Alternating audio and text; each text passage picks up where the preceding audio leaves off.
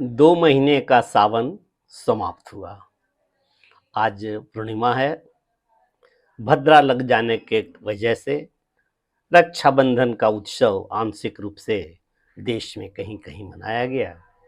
बाद बाकी कल 7:05 या 7:30 बजे तक, और उसके बाद उदया तिथि है तो दिन भर भी रक्षाबंधन का उत्सव मनाया जा सकता है, जाएगा ही। मगर मेरा विषय आज रक्षाबंधन उत्सव नहीं है, बल्कि यह है कि सावन में क्यों, किस कारण से शिवलिंग पर जलाभिषेक होता है या दुग्धाभिषेक होता है, इसका उल्लेख करूंगा। नमस्कार, मैं ज्ञानचंद प्रसाद मेहता टॉक्स में आप सभी का स्वागत है। अपने कई भगवान हैं, परंतु किन्हीं भगवानों के विषय में ऐसा नहीं आया है कि भगवान विष्णु के, भगवान ब्रह्मा के अथवा श्री राम कृष्ण 33 कोटि देव देवताओं के ऊपर में जल चढ़ाने की बात होती है। एक महादेव हैं, हर हर महादेव, सर्वसाधारण सबको उपलब्ध देवता हैं। इनकी पूजा करने के लिए बहुत अधिक की आवश्यकता नहीं है, न ज्यादा साधना न ज्यादा साधन, बस एक लोटा जल उड़ेल दो शिवलिंग पर, हो गई पूजा। 12 मास शिवालयों में जहां शिवलिंग स्थापित है वहां भक्त जलाभिषेक करते हैं। बेलपत्र चढ़ जाए तो और बड़ी अच्छी बात है। बस आशुतोष भगवान इसमें ही प्रसन्न है। 12 महीने तो मंदिरों में शिवलिंग पर जलाभिषेक होते ही हैं, जल चढ़ाते ही हैं। सावन महीने में विशेष चढ़ता है। तो इसके क्या कारण है?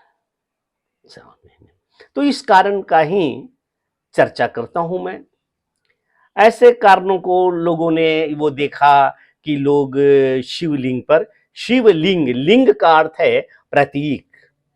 जैसे कहते हैं ना, एक स्त्री का प्रतीक है तो स्त्रीलिंग कहते हैं, पुरुष का प्रतीक है तो पुरुषलिंग कहते हैं। जो पुल्लिंग और स्त्रीलिंग में लिंग का अर्थ है, वही ये यहाँ भी अर्थ है शिवलिंग में, अर्थात शिव का प्रतीक। लेकिन यह कैसा प्रतीक, जहां शिव और शक्ति मां पार्वती दोनों का संयुक्त रूप से जो ऊर्जा प्राप्त होती है, वह संयुक्त रूप से ये जो विराजमान होते हैं मंदिरों में, उसे हम शिवलिंग कहते हैं। कोई अन्य अन्य बातें कहते हैं। इस शिवलिंग का अर्थ केवल यही है कि वो शिव शंकर हैं और आदिशक्ति मां भी हैं, साथ में संयुक्त रूप से है, और संयुक्त रूप का प्रतीक है यह शिवलिंग। भक्ति है, आस्था है, विश्वास है। बराबर ये इनके जो भक्त हैं, इनकी पूजा अर्चना, बेलपत्र और जलाभिषेक, दुग्धाभिषेक, रुद्राभिषेक 12 महीना ही करते हैं और प्रसन्न रहते हैं। क्यों प्रसन्न रहते हैं? एक मनोवैज्ञानिक असर है कि लगता है कि भोले के ऊपर, शिव शंकर के ऊपर, उनके लिंग पर हमने जलाभिषेक किया, जल डाला, तो उसका मन तृप्त हो जाता है भक्त का, और भक्त प्रसन्न रहता है। उसके अंदर एक ऊर्जा आती है।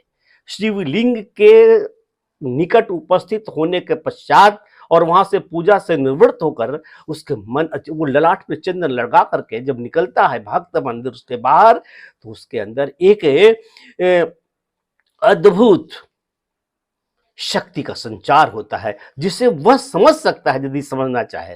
अन्यथा हाथ हिलाते गए, हाथ हिलाते आए और ये हंसते मुस्कुराते निकल गए, और जो अनुभूति जो आपके अंदर आ रही है, उसको आपने वो अनुभव नहीं होने दिया, उसे आपने ये समझा नहीं, तो फिर वो ऐसी पूजा बेकार है। इसमें आस्था यदि आपकी है, विश्वास आपका है, तो उसकी अनुभूति भी आपके अंदर होनी चाहिए, और यह परिवर्तन जीवन में आता है। अनेकों को देखा गया आता है, जिस कार्य को वे कर रहे हैं उस कार्य में सफलता मिलती है, उस ऊर्जा के कारण, जो उस सोच के कारण, उस विश्वास के कारण आपकी शक्ति बनती है कि मैंने महादेव शिवलिंग के ऊपर जलाभिषेक किया है। अब है कि जलाभिषेक क्यों? दूसरे अन्य देवताओं के ऊपर किसी भी मंदिर में कोई एक लोटा पानी लेकर के नहीं जाता है और विष्णु जी के प्रतिमा पर, देवी जी के प्रतिमा पर या अन्य देवताओं के प्रतिमा पर जलार्पण कर देता है, ऐसा नहीं होता है कभी। लेकिन शिव के लिंग पर, शिवलिंग पर हम जलाभिषेक करते हैं, दुग्धाभिषेक करते हैं और रुद्राभिषेक, विशेष पूजा भगवान शंकर का, भोले का किया जाता है। ऐसे ही दुग्धाभिषेक के बाद बहते हुए दूध को देखकर वाम विचार मार्गी वाले नेता जो वो राजनीति करते हैं, बहुतों को देखा है इस प्रकार से प्रतिक्रिया व्यक्त करते हुए कि अरे ये दूध की बर्बादी नाली में बहा जा रहा है, दूध की बर्बादी नाली में बहा जा रहा है। इस तरह के कमेंट्स बहुत सुनते होंगे, लेकिन किसी ने कोई यह कभी नहीं कहता कि कपड़ों का इतनी बर्बादी क्यों करते हो मजार पर चादर चढ़ा करके। इतने कीमती कीमती कपड़े किसी गरीब को दे दो उपयोग के लिए, वो पहनेंगे, ओढ़ेंगे, बिछाएंगे, तब तो कोई नहीं कहता। मोटी मोटी कैंडल्स चर्च में जलती हैं, ये नहीं कोई कहता कि बहुत अंधेरा है गाँव में, दूर में, वहाँ जाकर के रोशनी करो, वहाँ बत्तियाँ जलाओ। इस चर्च में तो ऐसे भी बहुत सारे ट्यूबलाइट जल रहे हैं, फिर इन मोमबत्तियों को क्यों जलाते हो? कोई नहीं कहते। लेकिन हमारे दूध पर कहते ही नहीं हैं, हंसते भी हैं। कोई दूसरे हंसे और कहे तो बात समझ में आती है, अपने कहते हैं हमारे अपने, तो उनका उत्तर है कि वास्तव में हमारे देवी देवता हमारे पूर्वज ही रहे हैं, जिनका सम्मान हम करते हैं और उनके सम्मान करके, उनका आराधना करके उस शक्ति को हम अपने अंदर प्राप्त करते हैं और जीवन सरल सहज बनाते हैं। ऐसे कई उत्सव है, ऐसे कई त्योहार है जब ऐसा होता है। संप्रति अभी भोलेनाथ की चर्चा कर रहे हैं। जब समुद्र मंथन की बात आई तो यह बात ही क्यों आई कि समुद्र का मंथन किया जाए? कारण यह था कि लक्ष्मी विष्णु के पास जब क्षीर सागर में थी तो किसी वजह से अप्रसन्न होकर वे विलुप्त हो गई। लोगों ने समझा कि वो समुद्र में ही चली गई है, तो लक्ष्मी की खोज में समुद्र का मंथन हुआ। अब इनको इस प्रकार से समझिए व्यवहारिक जीवन में कि जब व्यक्ति के अंदर लक्ष्मी का अभाव है तो दरिद्रता छाई रहती है। अभाव का मतलब लक्ष्मी का अभाव, लक्ष्मी का ना होना। हमारे घर में, उनके घर में, गृहस्थ के घर में किन्हीं के यहाँ 2 पैसे अधिक है, किन्हीं के यहाँ 2 पैसा कम है और कोई कोई बहुत ही ज्यादा है, तो ये कहाँ क्या कमी है? लक्ष्मी की कमी है। तो लक्ष्मी कैसे आएगी?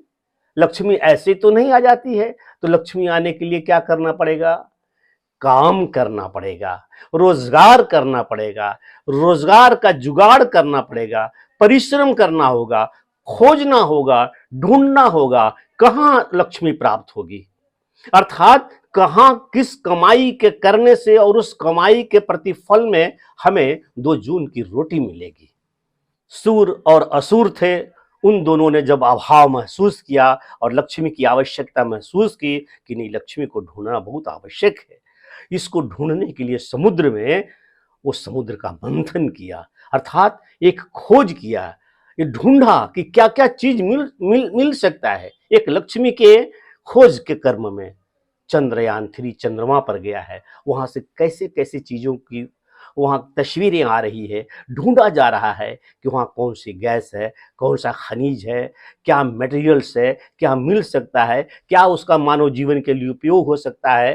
तो ये बस यही सी ऐसे ही बात थी बहुत पूर्व में, जिन्हें हमें समझना है।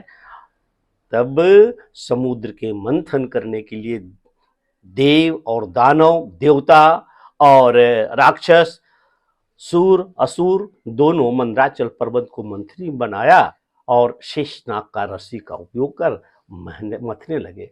मथने के कर्म में अनेक अनेक चीजें मिलती गई, अद्भुत अद्भुत चीजें, और लक्ष्मी सबसे अंत में आई। तो 14 चीजें ऐसी मिली जो बहुत अद्भुत थी। उन 14 का हम यहाँ वर्णन करें वह समय नहीं है। मैं बात करता हूं कि जब वो विष मिला, ये हलाहल विष मिला, तो इस विष के वजह से पृथ्वी जलने लगी या जल ही जाती। समुद्र मंथन के कर्म में कालकूट हलाहल विष का घट जब मिला तो उससे चारों ओर एक जलन का आभास हुआ, पृथ्वी जल जाती। और पूरी रचना को बचाने के लिए, पूरी पृथ्वी को बचाने के लिए, ये मानवीय जीवन की रक्षा के लिए तुरंत भगवान शिव शंकर भोलेनाथ ने उस घट से विष को पी लिया। लेकिन उनके पी लेने के बाद क्या होता, वो अपने योग से, अपनी शक्ति से उन्होंने अपने गले में विष को ठहरा दिया, टिका लिया। असर क्या हुआ, ये पूरा कंठ नीला हो गया। लेकिन कंठ नीला हो गया ये तो देखने का प्रभाव था, विष का प्रभाव यह था कि उनके शरीर में पूरी गर्मी आई। यद्यपि वे गर्म चीजों का बहुत सेवन करते रहे हैं, धतूरा, भांग इत्यादि, लेकिन तो महाविष था। देवताओं ने शीघ्र उन पर शीतल जल, जितना वो डाल सकते थे, शीतल जल डालने लगे। और पूरा सावन शीतल जल डालते बीत गया। इस प्रकार से वे सामान्य स्थिति में आए। तब भी देवताओं ने उन पर जल डालना नहीं खत्म किया, एहतियात के रूप में उन पर जल डाला ही जाता रहा। बाद में, बहुत दिनों के बाद में, यह घटना नहीं कुछ तो आज से 5 करोड़ से भी अधिक वर्षों की है। वो जो काल गणना होता है तो उसके हिसाब से बहुत दिन हो गया। लेकिन वो भक्त आज भी उसको प्रतीक में शिव के लिंग के ऊपर जल डालते आए हैं। बराबर हर दिन, हर उत्सव में वो जल डाले जाते हैं, जलाभिषेक होता है। सावन में विशेष होता है क्योंकि सावन में ही वह घटना घटी थी। इसके लिए लोग कांवर लेकर गंगा जल का और अन्य पवित्र नदियों का जल लेकर के, जहाँ का सिद्ध शिवलिंग ज्योतिर्लिंग है, वहाँ पर पहुँच करके उन पर डालते हैं। नहीं तो अपने गांव ग्राम में तो डालते हैं, उसमें दुग्ध भी मिला देते हैं, कभी दूध भी डालते हैं पानी में मिला करके, ये शीतल। और ये कुछ ऐसे समय में भगवान भोलेनाथ की विशेष पूजा रुद्राभिषेक करके करते हैं। धन धान्य की कमी नहीं बनी होती है। अर्थात अभी भी उनके उत्तर नहीं मिले होंगे जो ये कम्युनिस्ट वृत्ति के हैं, अभी भी उनको उत्तर नहीं मिला होगा। और शायद उनके इस प्रश्न का उत्तर जो मैं देने जा रहा हूं आप संतुष्ट हो जाएंगे, परंतु वे कभी संतुष्ट तो नहीं होंगे। होता क्या है, ये जो सकारात्मक चीज जो डाल रहे हैं दूध या जो डाल रहे हैं जल, वह अपने प्रिय भगवान के ऊपर जब डालते समय में उनके अंदर जो एक संतोष उत्पन्न होता है, उनके अंदर जो एक भाव, एक ताकत पैदा होता है कि हम अपने भोलेनाथ के लिए, हम उनकी शीतलता के लिए, हम उनके रक्षा के लिए, हम उनके लिए हम अपनी ओर से कोशिश करके यह प्रयत्न किया है। बदले में ईश्वर हमें आशीर्वाद दे रहे हैं, वो आशीर्वाद मुझे मिला है और इस आशीर्वाद के भरोसे मैं ये काम करने जा रहा हूं, मैं यह काम कर रहा हूं, या जो मैं काम कर रहा हूं उसमें मेरा उत्साह वर्धन हुआ है, उसमें मुझे ताकत मिली है। भाड़ में जाए कोई अन्य विचार, हमें तो लाभ हुआ ना। हम तो सकारात्मक उन चीजों की अनुभूतियों को स्वीकार भी किया और उससे हृदयंगम भी किया, इसलिए हमें तो लाभ मिलता है। जो ना करते हो उनको लाभ मिले या ना मिले, यह बात है। इसलिए जो भी कुछ हो, भारतीय ये आध्यात्मिक का जो वांग्मय है वह सार्थक है। इसलिए किसी को भी यह इस तरह का प्रश्न यदि करता है कि क्यों डालते हैं, इसका उत्तर उन्हें नहीं दिया जा सकता है। इस उत्तर को वे स्वीकार ही नहीं करेंगे। आप यदि करते हैं ऐसा, आपने यदि महसूस किया है ऐसा, तो आपको ही यह उत्तर संतुष्ट कर सकेगा। आशा है यह मेरा वीडियो पसंद आया होगा, तो आप निश्चित रूप से इसे लाइक करें और सब्सक्राइब करें, बेल आइकन भी दबा दें, ताकि मेरे नोटिफिकेशन तुरंत मिले आपको नए वीडियो का। फिर मिलता हूँ अगले किसी नए वीडियो के साथ। धन्यवाद, नमस्कार।